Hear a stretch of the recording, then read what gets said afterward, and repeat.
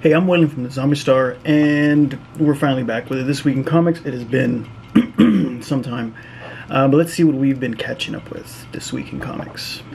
Star Wars High Republic, The Blade, issue number 4. If you're enjoying The Acolyte just as much as I am, Marvel is putting out some awesome extended content that takes place within the same time period, and we just finished up with issue number 4 of The Blade. Just to give you an idea about how bad I am about reading and being consistent following up with issues, it's been a year since I posted anything about Star Wars The Blade, as I read issue number 3 a year ago and just followed up with part 4, but was still able to put the story together. It was a short run. The Blade follows brother-sister Jedi duo Barash and Porter as they traverse the galaxy, intervening in galactic conflicts, wars, whatnot, as the High Republic is a peak era for the Jedi and the Jedi Order.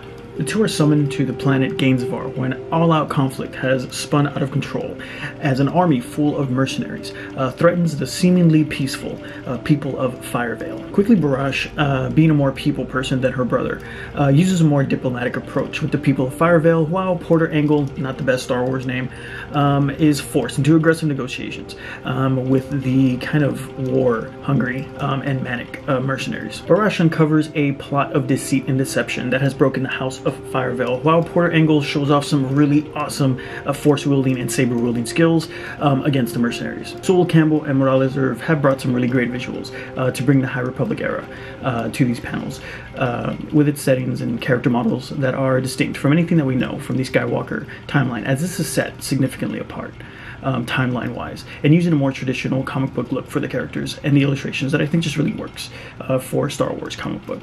Star Wars The High Republic, The Blade, issue number 4. This was really awesome. Now on to something that I have been reading a little bit more consistently. What if Aliens issue number 4 were back with Carter Burke and this alternate timeline narrative, which I think is one of the best things that Marvel is doing with the Alien franchise for a comic. Set on getting revenge on the Weyland-Yutani Corporation, Carter Burke uses deceit and deception that causes his little banished existence to pretty much become another tragedy like Hadley's Hope, all for the same reasons that is very typical in this franchise, trying to harness and control the power of the Xenomorph. And as usual, this causes chaos for everybody involved, but no more than for Carter Burke and his own daughter, who find themselves in a desperate fight for their lives, all while in the middle of a Xenomorph breakout, of course. As mentioned, this is a very unexpected but really fun expansion on such an unlikely character like Carter Burke from the Aliens film, and even more fun to know that it is Paul Reiser and his son himself that are helping bring this character and expand on this character to this comic. Since the beginning, Villanova and Nitro have been using a very mature look for the title, very cinematic and dramatic illustrations, which is just another reason why this is just really awesome to read. And for those of you that are waiting for Alien Romulus and need some Alien content between now and then, this is an awesome book to be reading.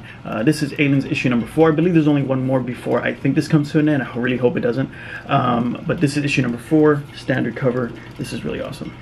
Ultimate X-Men issues number 3 and issues number 4 by none other Peach Momoko. It's been a while since I've done any Peach Momoko content, as she's easily one of my favorite artists currently in the industry. And just awesome that, like Demon Days, she is not just illustrator for this run, she's also the writer, which is just freaking awesome. Once again, Peach Momoko is taking Japanese folklore and anime and mashing it up with Marvel. In Demon Days, she did this more with characters that were associated with Avengers, like Captain America, Black Panther, Spider-Man, Iron Man, and whatnot. As the title suggests, she's doing the same exact thing except now within the world of X-Men, and it's absolutely awesome. Ultimate X-Men sets up a world where nobody's supposed to have any powers, although after a mysterious and vicious attack, 3 high school friends, Hisako, Mei, and Nico, begin to display abilities that you would normally associate with X-Men or mutants. And while trying to seek answers to their friends' mysterious suicides, the 3 quickly learn just how dangerous this force is, but also how powerful their abilities really are. Honestly, with the conclusion of Demon Days, I'm just really picking up and just looking for anything that Peach Momoko illustrates and writes, but honestly was surprised with the content of Ultimate X-Men, given the age of the characters and how young they are, dealing with things like murder and suicide, and also weaves in a coming-of-age kind of story, and visually including horror elements that was was typical in the Demon Days run, just was not expecting, but am loving so much from the Ultimate X-Men run. Speaking of visuals, this is Peach Momoko, bringing another beautiful infusion of manga, anime, and Marvel, with illustrations that I feel are just dreamlike, and can even kind of remind me of classic anime manga like Akira or Inuyasha. And if you feel those are bold statements, let's talk about it. Cover for issue number 4 of Ultimate X-Men, Peach Momoko, all standard covers, I believe, and issue number 3. Just absolutely gorgeous. Can't get enough of it. And that's what we've been reading this week in comics. Let me know what you guys are reading. Let me know what you guys think if y'all are reading these. Thank you all for watching. I'll see you all next time.